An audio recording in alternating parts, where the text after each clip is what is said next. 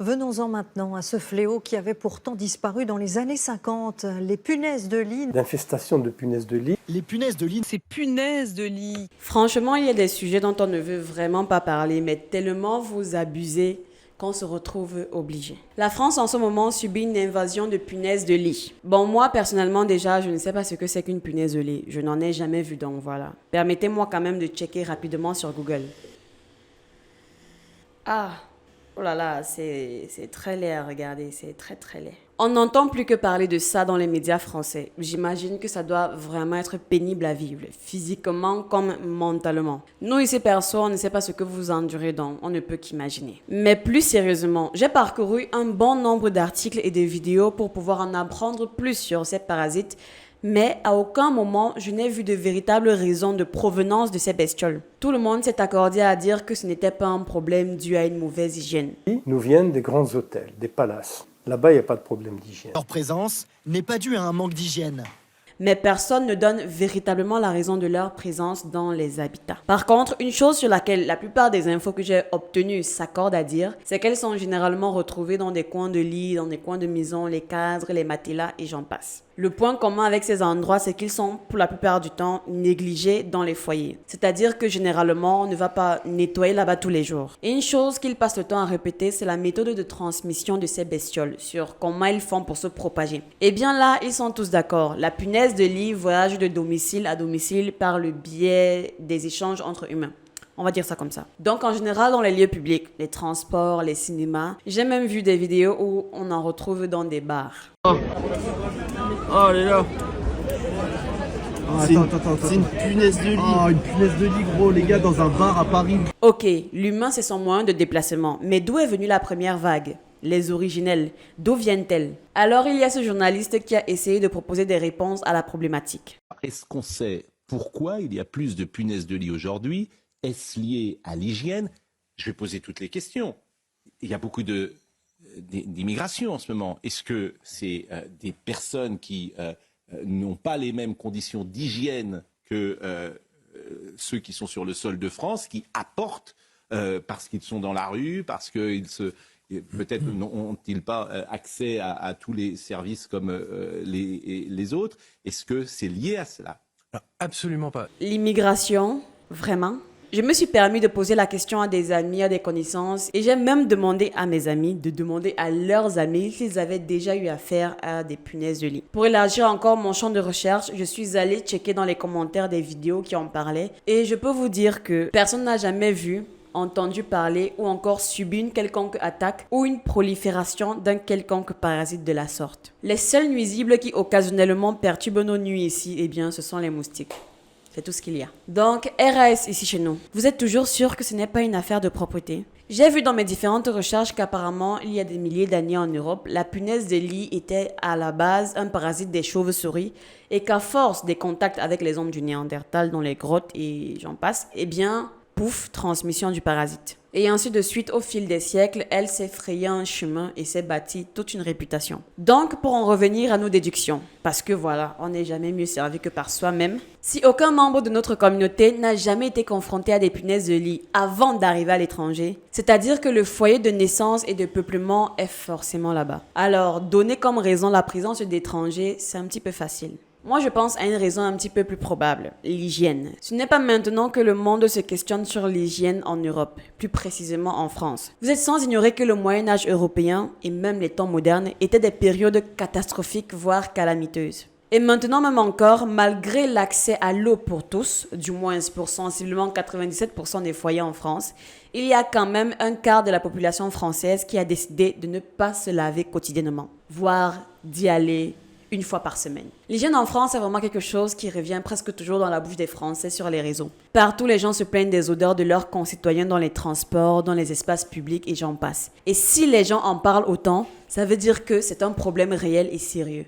Mais inutile d'aller chercher loin. On ne peut vraiment pas être surpris par de telles statistiques parce que c'est civilisationnel. Nous sommes au courant que les règles d'hygiène et de propreté en Europe ont subi énormément de controverses. Selon les époques, la notion de propreté est perçue tour à tour comme un vice ou une vertu. D'abord, se laver était bien, ensuite un péché, ensuite source de maladie, ensuite de beauté. Bref, au fil du temps, les gens ne savaient plus trop sur quel pied danser. Au cœur du débat, nous retrouvons un élément essentiel, l'eau.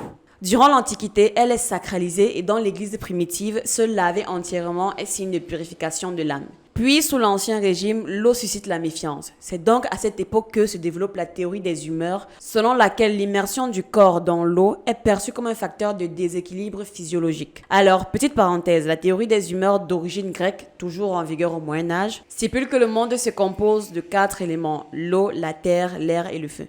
L'eau est froide et humide, la terre est froide et sèche, l'air est chaud et humide, le feu est chaud et sec. La dilatation donc des pores de la peau affaiblirait le corps et permettrait l'infiltration des maladies.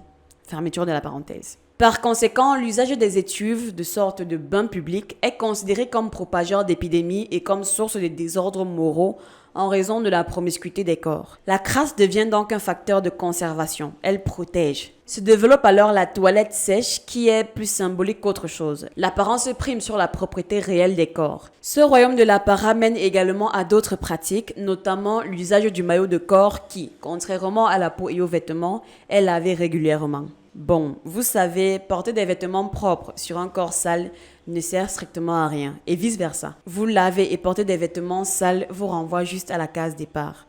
Mais bon bref, c'était une parenthèse. Les seules parties du corps nettoyées régulièrement du Moyen-Âge jusqu'au XVIIIe siècle sont les mains et le visage, surtout pour répondre au code de bonne conduite. Sous Louis XVI, les gestes de l'hygiène corporelle commencent à s'effectuer dans des pièces spécifiques à l'abri des regards. Lieux d'aisance et bidets font leur apparition. L'eau commence lentement à être acceptée. Les salles de bain deviennent alors à la mode, mais dans une optique de détente. On y cause, on y fait salon. Ce n'est qu'au XVIIIe siècle que le bain devient une pratique hygiénique. Un point important de l'histoire de l'hygiène est celui des odeurs. Elles sont acceptées, tolérées jusqu'au XVIIe siècle, puis de nombreuses mesures sont prises, que ce soit à l'échelle de la ville ou des individus. On ne cherche pas à supprimer les odeurs corporelles, mais on les couvre avec des parfums très très forts. Le parfum est pourtant apparu au Moyen-Âge, mais son essor ne se fait qu'au XVIIe siècle.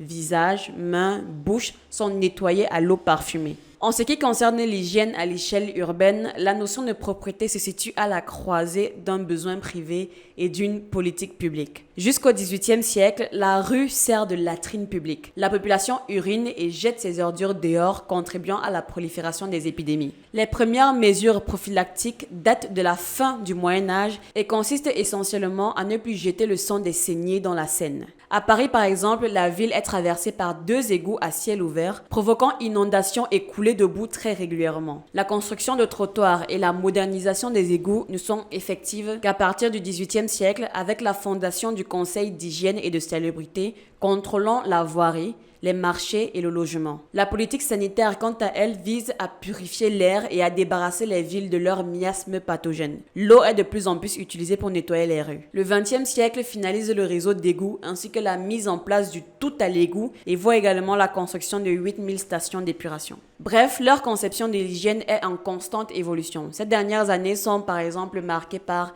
l'explosion des produits cosmétiques en tout genre et l'arrivée sur le marché de toute une gamme de produits pour les hommes, alors que le 19e siècle soulignait un retour au naturel. Se baigner, se laver, se nettoyer, se sécher, se maquiller, autant d'actes dont le sens change selon leur période. On peut donc comprendre grâce à ce petit flashback civilisationnel pourquoi se laver tous les jours est optionnel pour certaines personnes. Parce que oui, en 2020, seuls 3 Français sur 4, donc 76%, procèdent à une toilette complète tous les jours. Les femmes se montrant sur ce point plus exigeantes que les hommes. 81% des Françaises se lavent entièrement tous les jours, contre seulement 71% des hommes. Et en même temps, elles sont un peu obligées de faire plus d'efforts vu qu'elles sont des femmes. De plus, l'hygiène varie selon la tranche d'âge. 85% des femmes de 25 à 34 ans effectuent une toilette quotidienne contre 57% des hommes de 65 et plus. Cette différence entre les deux sexes se retrouve dans l'application des règles de base édictées par les pouvoirs publics en matière de lavage des mains qui s'avèrent essentielles pour éviter la propagation des épidémies,